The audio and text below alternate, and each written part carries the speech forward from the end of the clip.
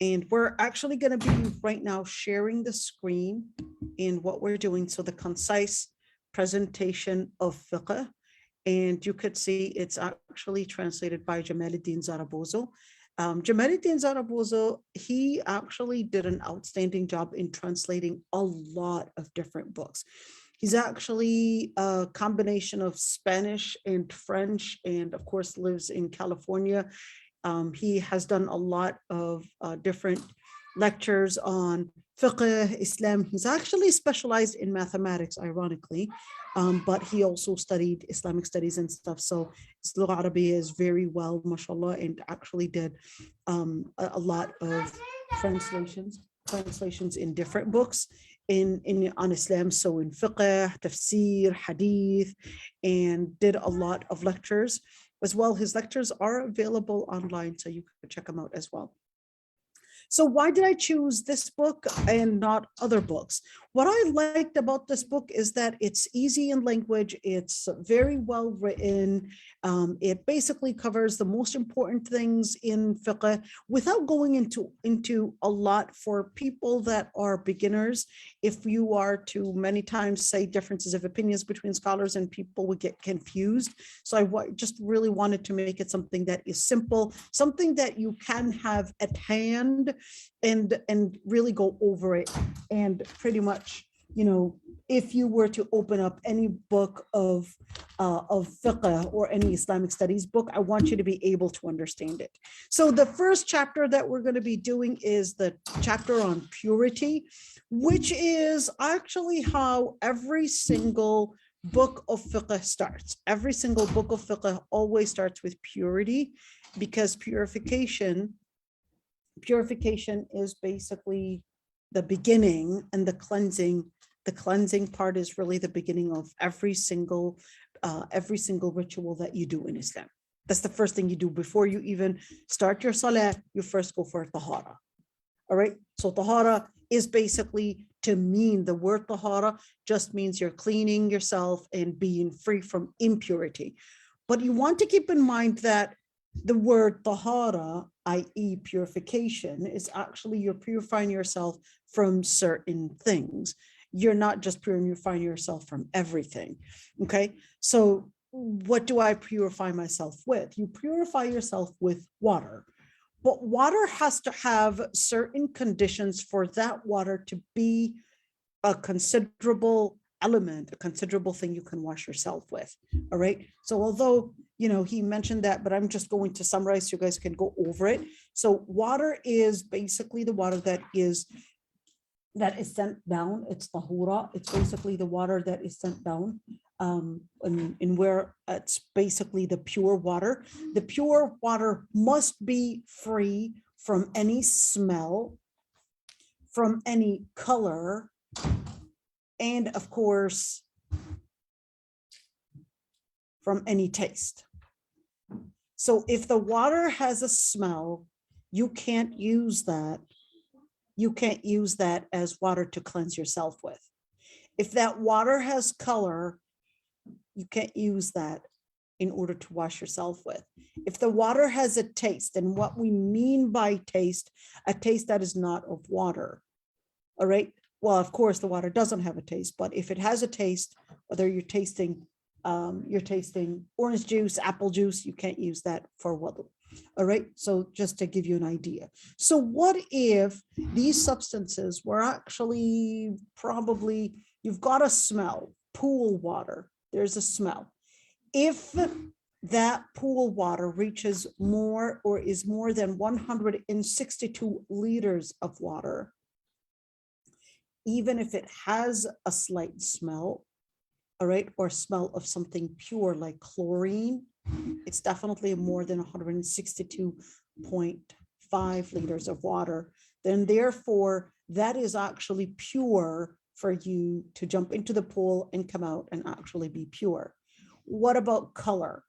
All right, so if the color is of a substance that can be considered separate, so for example, let's put dye into the water. The dye is pretty much separable from that. Let's just say there's algae. All right, that's separable. in where you can actually still pray with that. But if it's actually changing the actual substance for the water, you can't actually use that for wudu.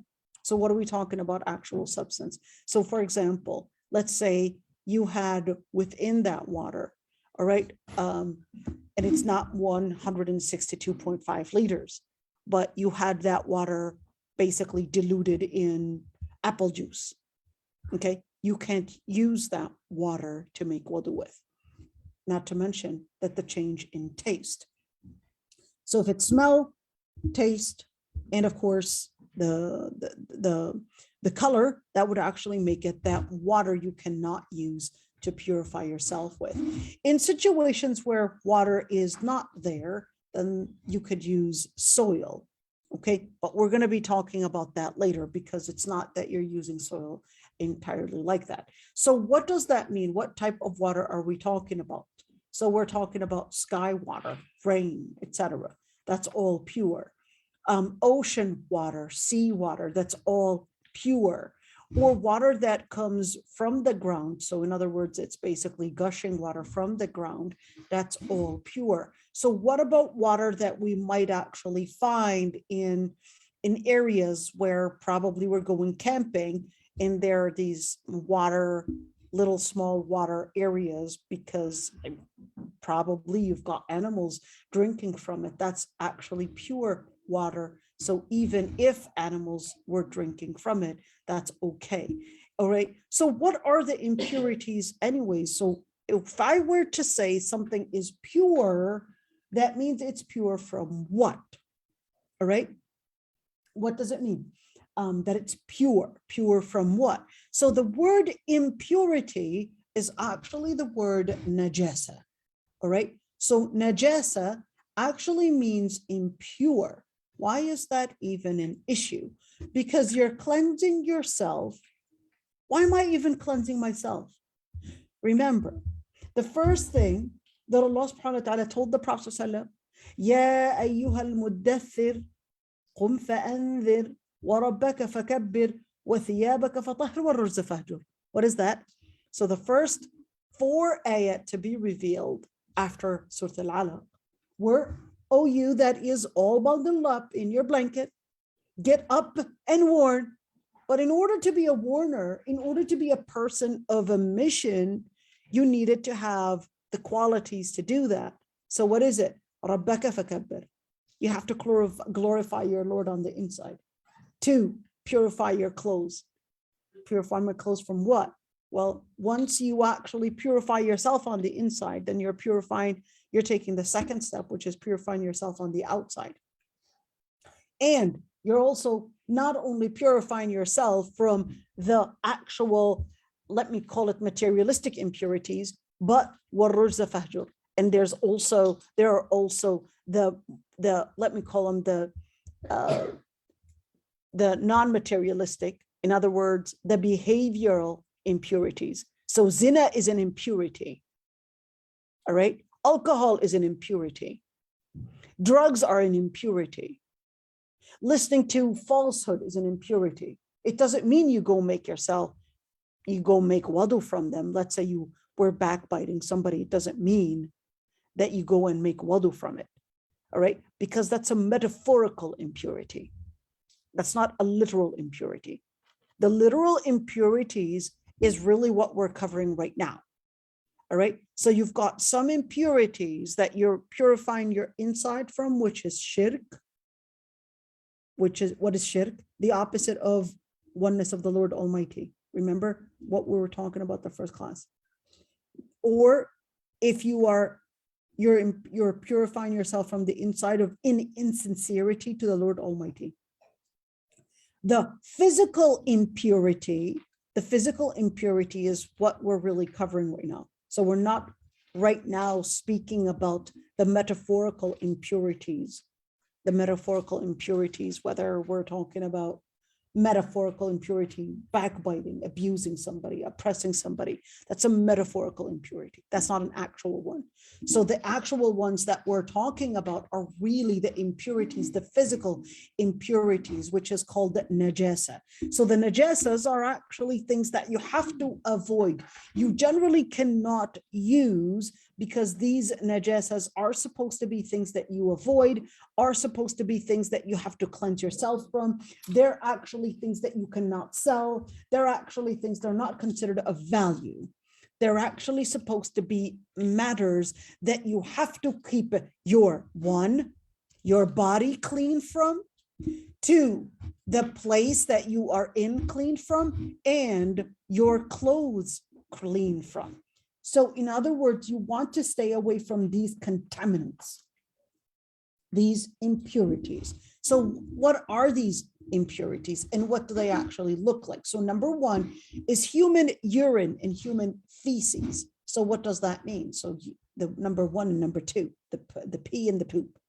All right. So in that situation, you would actually have to, of course, that's a very common one. All right. And the Prophet ﷺ actually ordered that if one of you steps with his sandals into something filthy, al-adha, he called it al-adha, then dirt is something that you purify it with. Now that's talking about if you were to step on it with your shoes. So whether we're talking about dog droppings, animal droppings, especially if we're talking about animals that we don't eat their flesh. All right. So if that is also the same, even when we're talking about when we're talking about people, animal, when we're talking about animal, but when we're talking about animal, of course, there are different categories. But if we're talking about human urine and feces, those are actually considered the probably on the highest level of impurity. And of course, it is important to mention that the Prophet ﷺ, even when, look at the story. So a man comes into the masjid. And what does he do? This man actually urinates in the masjid. Yep. He just comes in and starts urinating in the masjid. So the Prophet ﷺ was looking around. The Sahaba get up, the Prophet's companions get up in order to basically, slap him, who knows, beat him up, do something. This man was definitely doing something wrong. So the Prophet ﷺ, instead of that, he just said, Da'uh, leave him. And just bring a pail of water and just pour over it. Now the man in response says, Oh Allah, let me and Muhammad enter Jannah and let all of them enter hellfire. Don't let any of them enter with us. Look at the way the Prophet ﷺ embraced him with mercy. Just get a bucket of water and just clean it. Let's not get him into that fear. Why did he actually say that? Well, that's because urine and feces are actually major impurities. Now, one thing to say is that is everything that is discharged from human beings necessarily an impurity? So when we're looking at impurities, is everything discharged? So what are we looking at discharges from human beings?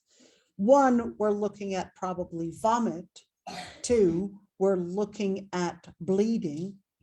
Three, and of course, bleeding for women is a big issue. All right. So these, like vomit, they're actually, yes, the actual vomit is actually impure. The actual vomit is impure. But what about the person that is vomiting? Do they actually have to redo their wudu or not? Differences of opinions between scholars. Bleeding. The blood itself, is it impure? Or if the person were to actually bleed, do they have to redo their wudu or not? I'm not talking about menstrual bleeding here. Okay, bleeding itself, differences of opinions between scholars on whether the bleeding itself nullifies the wudu or not. the preponderant. When I say preponderant, that means with my current research is that based on the evidence that I have done, is that it is not a wudu breaker. Why? Because the Sahaba would actually be in the battle, getting wounded. They would have live blood and live bleeding and would not redo their wudu because of the wounds or the bleeding that they were suffering from. In other words, it is not a wudu breaker as the preponderant.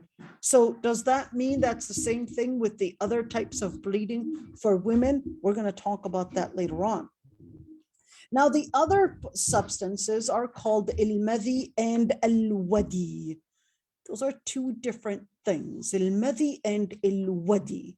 Now, I want you to pay attention to this one because al-madhi and al-wadi, they are impure. And what's the difference between them? Al-madhi is basically a clear, sticky fluid. Al-madhi is actually a clear, sticky fluid that is basically discharged because of, let's call it arousal and stimulation, all right? But that does not come out gushing, all right? And in that case, the person is required to actually wash and make wudu from that, but not ghusl. What does the ghusl? Okay, now you're confusing me. Okay, let's do it. Wudu means the washing face, hands, head, feet. All right? Wudu, face, hands, head, feet. Let's call it the smaller wudu, the smaller wash. Ghusl actually means you're taking a complete shower. Okay, now what? All right. When you take a complete shower, you would only take a complete shower from what is called a major impurity. Let's wipe it. Hold on, let's do it again. So we've got wudu, which is the smaller wash, and you've got ghusl, which is the big wash, a complete shower. The wudu is from minor impurity. Minor impurity. The ghusl is from major impurity. So what's the difference? Who's the minor and who's the major? So minor would mean things like if you go to the bathroom, you do number 1 or number 2. 2, a minor impurity if you were to pass gas. 3, some scholars said vomiting, bleeding, or differences of opinions between scholars. All right, those are minor impurities. Major impurities are actually after menstruation, after having a period, after postpartum, or after sexual relations. Okay, so that's a different thing. Now, the part about relations is where, 1, it involves the body discharging after a climax. If you don't understand what I'm saying, that's okay. We'll explain that later. Okay, the climax of reaching the arousal. So in that situation, that the person, whether it was during a dream or whether it was during an actual relationship, that would actually require the person to actually do major washing, which is called ghusl. All right, postpartum means after having a baby. If the baby is 12, let's go back. If the baby is, or the pregnancy, whether the pregnancy was a miscarriage or an abortion, if the pregnancy was 9 weeks and above, then that would actually mean the bleeding that came as a result of that baby is actually considered postpartum. In order to pray, the person has to do ghusl, but not until the bleeding stops. Same thing for menstruation. Menstruation is basically the period that a girl would get once she reaches the age of puberty. Okay, so in that situation, she does not pray until the period actually finishes, meaning the bleeding entirely stops. Now, let's continue. So now you've got major impurity and you've got minor impurity. Okay, so when we're talking about madhi and wadi, this only requires wudu and not shower. Notice that the shower was actually relating to when we were talking about the actual what is called mani. All right, so mani, which basically is semen, that is when it would actually require complete shower. But for madhi and wadi, that only requires washing. For il-madhi, that's when an arousal happens and the person gets a certain discharge. A certain discharge, it's usually a clear white substance, all right? So for the girls, they would basically have to wash their private part and redo the wudu. For the boys, they would have to wash the private part, including the testicles, and of course, redo their wudu. Il-wadi is a different substance in where it is basically a substance that is discharged again from the private area while the person is urinating or defecating. All right, got it? Is it simple, you guys? Okay, no, go ahead, do it again, Jasmine. What's up? Okay. Can you explain the very last part? The very last part, the madhi and wadi? Yes. Okay, so il-madhi is basically, it's basically a substance that your body discharges in case of arousal. Okay, you didn't reach the climax, it was just an arousal. All right, so in that situation, you would basically make your wudu over again. You would want just the wudu, including washing the private part. Okay, il-wadi is basically a discharge that your body discharges while you're basically urinating or defecating. Got it? Both require just wudu and washing and istinja. Istinja means you're washing your private part. What does washing the private part look like? The minimum is to use toilet paper. That's the minimum. If you want to go further in cleansing, which is using water, just pouring water. If you want to go further in cleansing, you use your left hand and actually wash the area. With soap or? With water. You want to further use it, stage 4, you can use soap.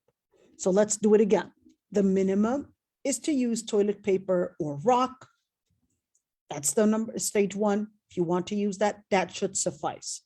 If you want to go upper in cleansing and use water just by pouring, that should also be better. If you want to go upper a level and actually rub the area from any remaining discharges that might have actually remained in that area, that's step number 3. If you want to go farther and actually use soap, that's also another higher level. You see it? So it's all about how far are you cleansing yourself. All right. So that's for what is called istinja. The word istinja actually means you're purifying and cleansing your private part. All right. So is it okay to just use toilet paper? It's okay to just use toilet paper. Just make sure you're cleansing the area well. That is the minimum. That is the minimum. Did you want to say something else? No. Okay, good. So let's continue. So what is right there when you're looking at what if somebody is constantly having madhi? Now, it's really important to mention madhi and wadi are not cervical mucus. Okay, cervical mucus is something else. Cervical mucus, the stuff that teenage girls constantly get, the white yucky substance, okay, that's a different thing. That's actually called cervical mucus. The fluidity, yarhamkumullah, the fluidity of cervical mucus depends on how close and far you are away from your fertility time. The cervical mucus, you would get it, it's always there. In fact, if it's not there, you've got a problem of fertility. right? If it's there, that is actually telling you that the pH level, the different things in your body is basically working right. The cervical mucus, there is not a single hadith or ayah that actually speak about cervical mucus. Cervical mucus is not madhi, and cervical mucus is not wadi either. Cervical mucus is basically there all the time in your vagina. It's always there in your body, okay? And the fluidity, like I said, depends on how close you are or far away from your time of fertility. Now, having that being said, is cervical mucus something that you have to wash from every single time? The answer is differences of opinions between scholars. So why would they have differences of opinions when there isn't a single hadith or an ayah that would actually speak about the cervical mucus? So the cervical mucus, even though there's not a single hadith or ayah, some scholars generally regarded that the cervical mucus is actually part of anything that the body discharges. And they called it as part of al-kharij min as-sabilain, what exits from the two openings of the body. So, well, a woman actually has 3 exits and not 2, right? The area where the urine is coming out from and the area where the defecation or the feces are coming out from. But the woman has a 3rd one, which basically is what discharges the cervical mucus and also the menstrual bleeding. Now, this is a little bit of anatomy, all right? But we're not going to go in deep into that. So some scholars regarded that, hey, it's exiting the body and therefore it is a wudu breaker and a wudu breaker. Are you with me here? And something impure. In other words, you have to keep your garment clean from them. The second opinion said it's not a wudu breaker because there's no evidence to prove that it is. And it's not something that considers your garment to be impure because anyways, there's not a single hadith or ayah that actually says it's a wudu breaker. So why even generalize in that term? The third opinion said it's a wudu breaker, but it does not necessarily impure or basically contaminate the garment. So what should I do with all these differences of opinions? It's best if you're capable of redoing your wudu from the cervical mucus, it's best if you do so in order to stay al-khuruj min al-khilafi awla. It's in order to stay on the safe side. That's best.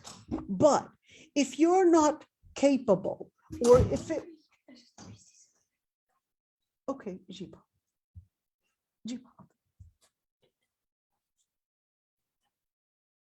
It's okay. We're taking on. You know what?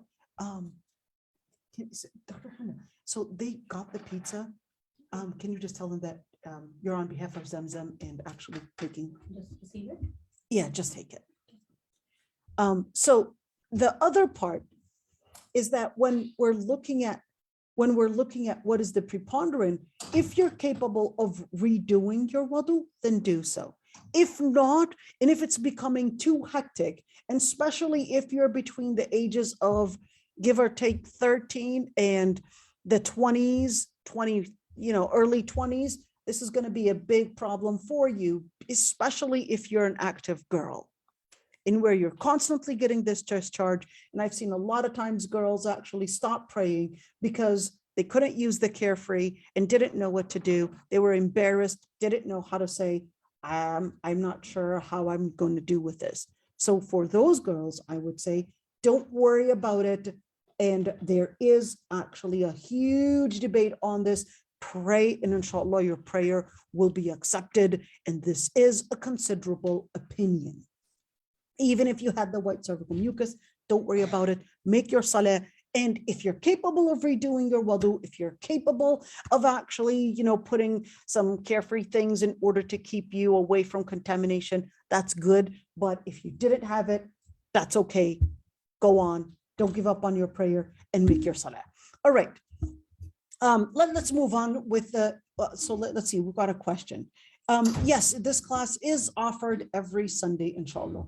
You know what, why don't you, if you guys want pizza, I mean, pass it on, and yeah, that's okay. فاطمة شفتي الغرفة اللي جوا روحي جيبي منها الصحون من الغرفة اللي جوا. Yeah, there are napkins. عز الدين شفتي الغرفة اللي جوا روح جيب منها صحون وجيب منها napkins روح. All right, so what about the other substances? Oh, Allah barik fiki. What about the other substances that are actually considered impure? Number 5 right there, dung of animals. So in other words, animal dungs that cannot be eaten. What does that mean? So basically animal dung, animal poop from the animals that we don't eat. So pigs, for example, what else? So we're looking at animals that we don't eat, dogs we don't eat. Those are their urine and their poop is actually, or their feces is actually considered as impure. What is the evidence on that? The Prophet ﷺ, Abdullah ibn Mas'ud, actually said when the Prophet ﷺ went to relieve himself that he told him to bring him 3 stones. And then he brought him 2 stones, and one of them was actually a piece of dung. He took the 2 stones and discarded the dung, saying that it is actually adha or filth. Now that tells us that animals that we don't eat their flesh, means their urine and their poop is also impure. So what if I'm walking in the park and then I accidentally step on animal or dog poop? Let's say, for example, all right. So in that situation, do I have to get a bucket of water and actually pour over my legs? No, it's enough for you to just rub it against the earth or rub it against soil or against the street or whatever, and that will take it out, take out whatever is on your shoes. Okay, so do your best to cleanse it. And in that situation, you don't necessarily have to use water. All right. So what about the other stuff that we're supposed to cleanse ourselves from? Number 6 is basically menstrual bleeding. So menstrual bleeding, if we're looking at the actual bleeding itself, that is what is impure. That is what is impure.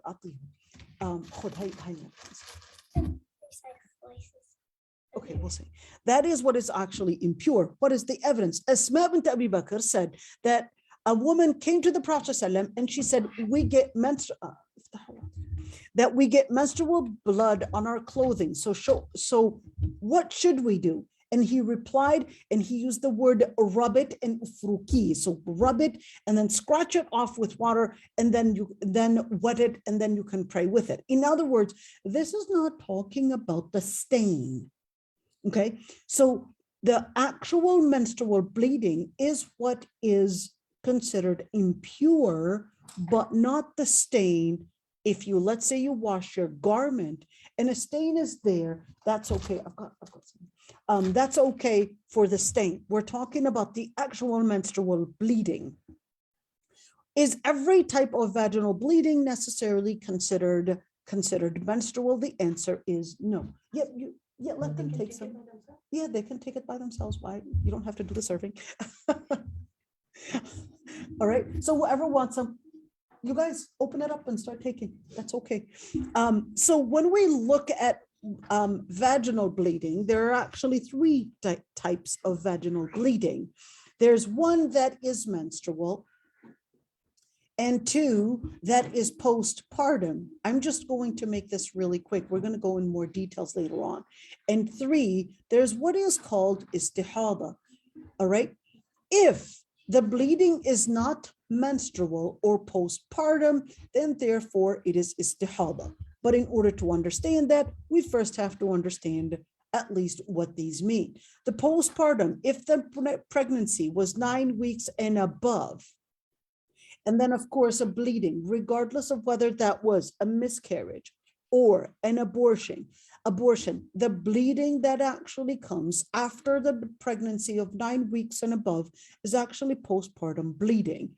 So what does that mean? A woman does not pray, does not fast, and certainly does not have relations with her husband. All right. And this is the postpartum. If at any time the bleeding stops, she can actually make ghusl, complete body shower, and actually start praying if the bleeding stops. Menstrual, on the other hand, is what happens to a woman when she reaches the age of puberty. When she reaches the age of puberty, so it's basically an unfertilized egg. In that situation, she would basically, a normal and a regular period is usually between 21 and 28 days. How do I know a period? A period usually has a smell, so it has an odor. 2, it is thick bleeding in where you would see it in the toilet. I know it's the wrong time to talk about this when a pizza is here, but sorry about that, everyone, but it's actually thick and you could see it going, splack in the toilet. And in that situation, it's actually thick like syrup. And number 3, it actually is accompanied with different body symptoms in where there's cramping, there's cramping in your abdomen, back pains, all those different things that girls actually know. All right. Does the girl actually start stopping to pray just by getting the symptoms of cramping? No, she actually has to start by knowing that an actual menstrual bleeding actually started by an actual bleeding starting. So in that situation, she would basically look into that cycle. As long as this bleeding is happening, then in that situation, she would be considered within her cycle.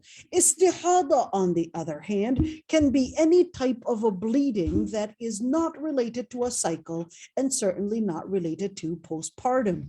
So it could be because she has a cyst. It could be because of anxiety. It could be because some kind of an inner bleeding that she's getting, whatever it is, surgery, etc. All that is going to be called istihada. What is the difference between istihada and all that? Well, in istihada, she does pray and actually make wudu for every salah. In menstrual bleeding, she does not pray and does not fast. And certainly, it's absolutely forbidden for her to have any relations with her husband. Same thing with postpartum. Does not pray, does not fast, and certainly does not have any relations with her husband. For istihada, does pray and is obligated to pray, is obligated to fast. What about wudu? She would make wudu for every salah. 4, sexual relations with the husband, differences of opinions between scholars. Let's see. That's okay if you have to leave, inshallah. All right, so let's continue. So just to give an idea, just on this, that we understand that istihada is not impure. So if you have, let's do it again. So we've gotten a menstrual. Let's do it again, right there. The istihada is not impure. So even if you have some on your garments, if you're able to change it, well, good for you. If it's too much, you don't have to worry about it because anyways, it's not an impurity. For postpartum, anyways, you don't pray and you don't fast. You have to make up your fasting for Ramadan due to your cycle or due to postpartum, but anyways, you have to fast during istihada. But if, for example, you were anemic because of istihada, you don't have to fast. You can definitely make it up. In other words, your reasoning actually becomes because of the illness and not necessarily because of istihada per se. The dog saliva is impure, but it is not only just impure. The dog saliva actually goes farther than just a normal impurity, in where the Prophet ﷺ actually said that if a dog were to lick or if the dog saliva were to go on any of our utensils, then we would have to wash it 7 times. And one of those times it has to be using soil or dirt. So what does that mean? Does that include clothes as well? Let's say the dog licked your hijab. Does that mean you're going to be putting your white, beautiful hijab in soil and then washing it six other times? Well, you'd rather throw it away than actually do that. because all the bleach in the world will not actually get it back white again. So in that situation, just to let you know, there are actually differences of opinions between scholars. Some scholars limited that if a dog's saliva goes only on a utensil, that in other words, you're going to use for eating, that's when you would want to wash it. So what about dogs? Does that prove that we can just, I guess, put a leash or put something in the dog's mouth so the saliva would actually stay in place and not impurify the place? So dogs are actually haram to keep at home because the Prophet ﷺ actually said in the hadith that is authentic that if a person were to have a dog at home, for every single day that they had kept a dog at home, they would actually lose mountains or 2 mountains of good deeds while they keep the dog at home. Now, what about the Malikis? The Malikis did not say that you can keep the dog at home. The Malikis were regarding that the dog's body is not impure, is impure, but his saliva is the only impurity. Okay, and it's really sad how sometimes you can get people that are claiming to be Malikis and actually distorting the fiqh of Malikis. The Malikis did not say you can have a dog at home. The Malikis just said that the dog's body is not impure, so you can pet a dog. So what if I pet a dog? Do I redo my wudu? No, you don't.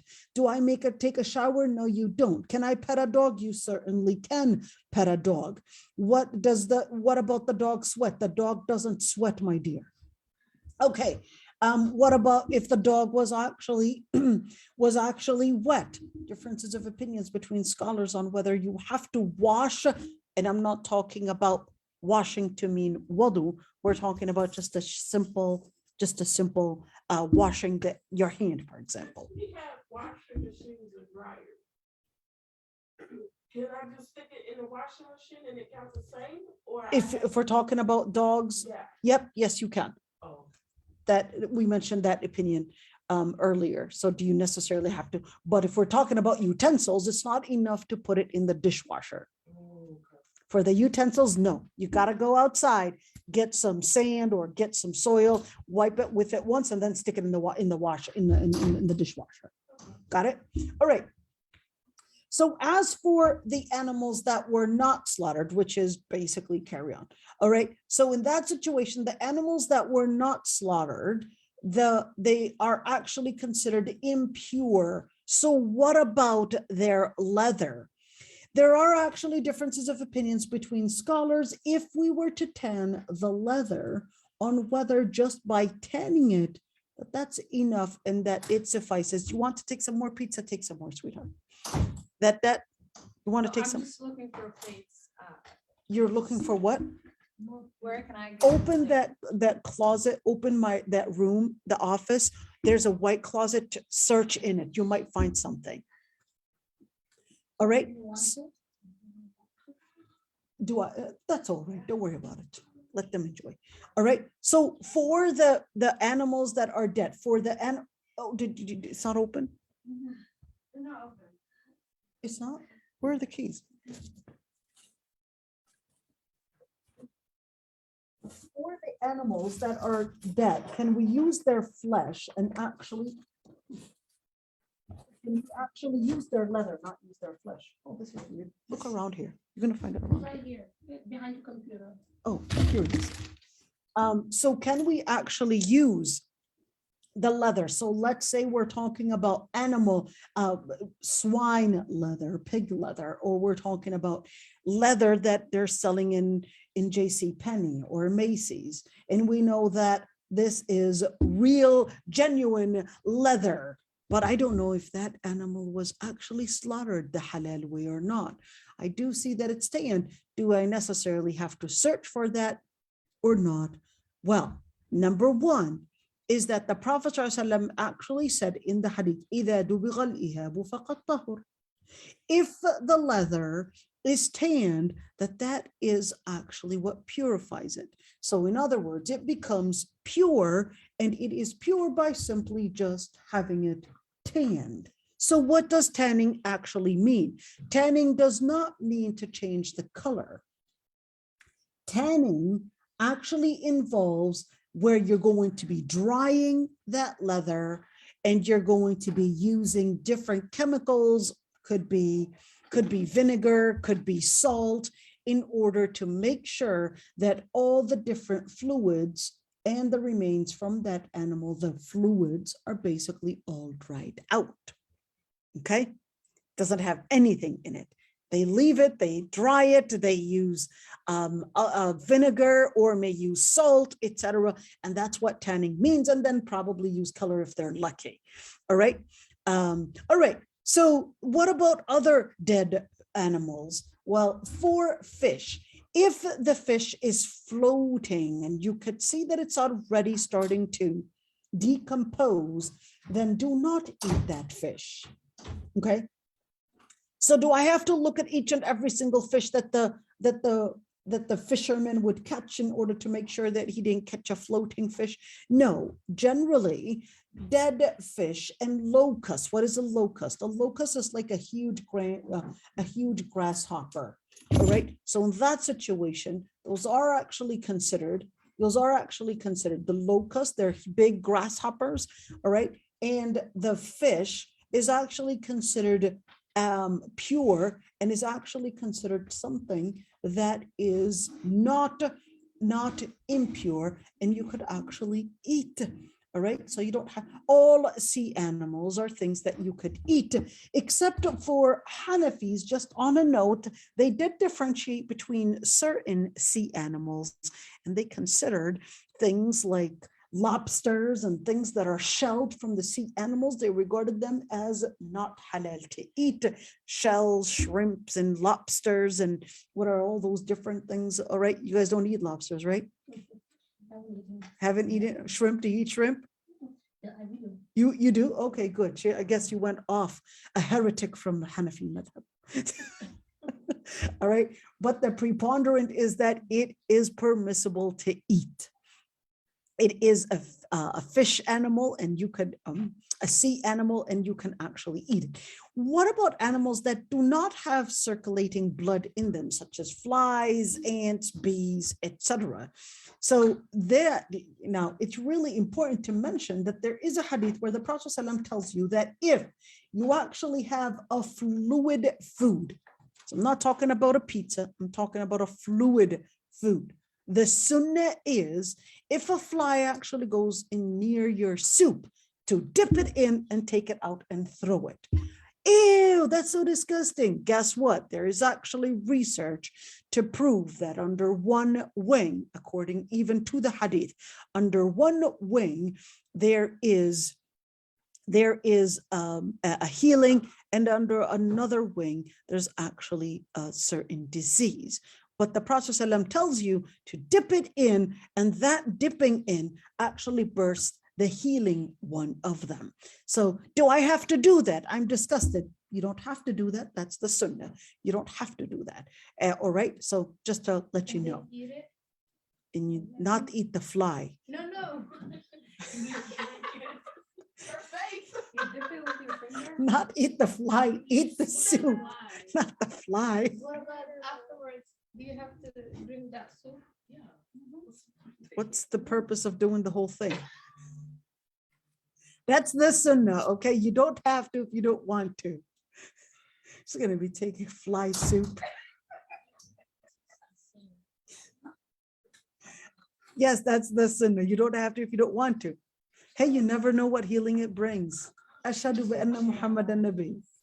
You never know what healings it brings. Never know. All right. So what about other things like bones, nails, hairs, feather of dead animals? All right, of dead animals, they're all generally pure unless there's proof of otherwise. So what's the evidence on that? It was like, so here, when you're looking at, Zuhri, all right, he actually said, I have met some of earlier scholars who used to use those for combing or applying oil and did not see any harm in that.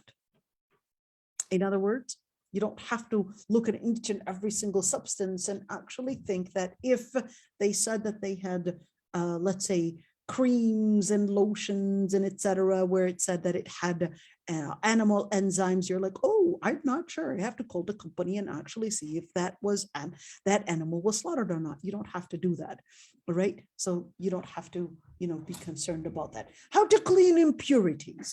So generally, cleaning impurities would be based on what substance you're talking about. If the substance is solid, you just basically have to pour water, wash it, and you're done. But if the substance is not solid, carpet, not solid, but it would actually absorb the substance, in that situation, what you can do is actually get another cloth, put it over it, and let it absorb the impurity, and then pour water and bring something dry again and let it absorb the impurity, and so forth a couple times until you don't find a smell on that substance. In that situation, you could actually consider it pure. If it's on the body, then in that situation, you would wash that particular area from that body, or from that body, on that body. All right, so this is just noting it. So it depends on the area. What about we mentioned the tanning. All right, purifying the bowl that the dog has licked. We just mentioned it earlier. Purifying the garment in where if it has the stain, you don't have to worry about the stain, but what about things like, for example, discharges or things like that? It's enough for you to pour just a little bit of water and actually squeeze the substance out, and that would purify it. If it's on your feet, on your legs, etc., you can actually consider it as getting purified by simply washing it, washing that garment and not worry about the stains. Purifying the bottom of a woman's dress. So let's say she goes into an area and it was her hijab or her abaya was so long. So in that situation, just by walking into a different area, that actually purifies it. You don't have to worry about it. So those are some fast things. Purifying the garment from al-madhi, all you need to do, you can sprinkle it with water and actually squeeze it. That should suffice. In fact, Sahal ibn Hunayf, he said, I used to suffer a lot from having madhi and used to wash a lot due to it. So he went to the Prophet ﷺ, and the Prophet ﷺ told him, it is sufficient for you to make a wudu from that. All right. And he said, what should I do about what falls upon my clothing? He replied, it's sufficient for you to take a handful of water and wet your clothes wherever you see it. And that's also the same similar story with Ali ibn Abi Talib, in where he said, Kuntum ri'an madha'an. I was a man that used to get a lot of madhi, but he was shy to ask the Prophet ﷺ because he was actually married to his daughter. So the Prophet ﷺ told him the same thing, that it is enough to sprinkle water on it and actually squeeze the area, or even, just sprinkle water on it, or probably if they didn't want to squeeze, and probably get paper towel and actually squeeze it with it. That would actually be okay. So we talked about washing or purifying the bottom of the sandals, in where if you find filth on them, that they would just wipe them on the ground and then pray in them. Purification of the ground and earth, it's enough to just basically the area that you walk on is actually purifying it. All right, this is it for today, you guys. You were really, really, really patient. I think I talked a lot. All right, this is it. We definitely passed our time. I'd be happy to answer any questions, inshallah. And mashallah, we've got a huge, mashallah, large crowd. And next week, inshallah, we will be doing Sunan al-Fitra, which involves things like waxing, things like armpit hair, different areas. We'll talk about that as well, at least in the second segment. And we'll be speaking about other things that relate to tahara, purity, and so forth. And we'll also be talking about prayer, inshallah. Any questions for me? What chapters are we supposed to be reading? Good question. I love that, girl. So the chapters that we're going to be reading for this particular class, all right? So we're looking at from pages 32, all right? So 32, and then you're going to be, so we usually are going to be covering like 20, 30 pages, give or take, every single class, okay? And from the other book, we finished, hold on, where was it? From the other, no, it was actually this book. So from the other book, we finished until page 25. The Islamic fiqh part, all right? The summarized Islamic fiqh one, all right? And for those that are actually online, and you know what, I'm gonna allow you all to unmute yourself, whoever wants to. And for the girls here, whoever wants to unmute yourselves, unmute themselves. For the girls that are here, you can unmute yourself if you want. Any questions for me? Go ahead, my dear. Istijari, how do you say that in English? Istinja. Istijari. Istinja is basically washing the private part. Oh, okay. It's like surgery, but can pray and takes wudu. Istihada, are you talking? Hold on. Istihad, sorry. Istihada. Yeah.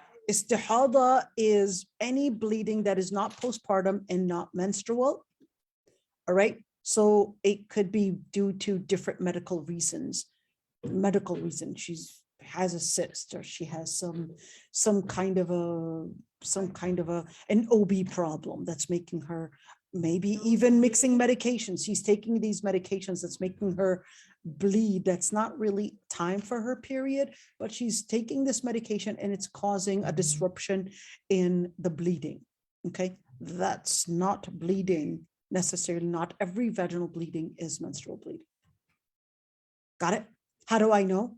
Look at the substance. Does it have a smell? Is it thick? Is it time for your cycle? That's what you're going to look for. We're going to go in more details on that, inshallah. Are you? So you're saying in the medical problem that with nose bleeding count, like having a nosebleed?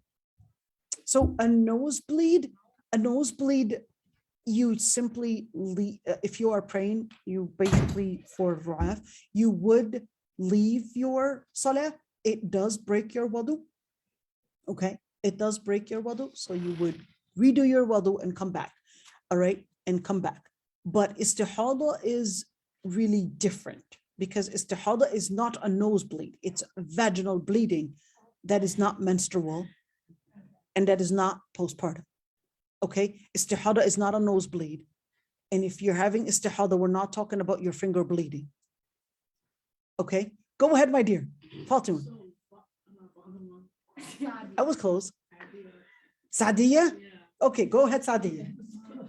I was close. Vomiting? What about it? If you vomit, it's best if you do, just to stay on the safe side. So it's best to redo your wudu. All right. Any other question? Let's see the people online. Oh, Maryam, go ahead, Maryam. Assalamu alaikum. I was wondering, you know how you're talking about postpartum and how if you are bleeding, whenever it stops bleeding, you can just do like ghusl and then you can start studying again. Right. For when you have when you have like your period, if you have it, like for example, the first day you get it and then it stops, can you do it right away, or do you have to wait a certain period of like 5 days or something to do it? So if the person is actually getting a period, that's different than postpartum. You can't get postpartum and period at the same time. Okay. Yeah. Postpartum is after a baby, but period is basically an unfertilized egg that basically is every single month. And in that situation, if the bleeding actually starts and you know that it's your period, then in that situation, you would basically stop praying just by starting to spot. If the spotting starts, then in that situation, your period started. And in that situation, you would basically not pray and you would not fast.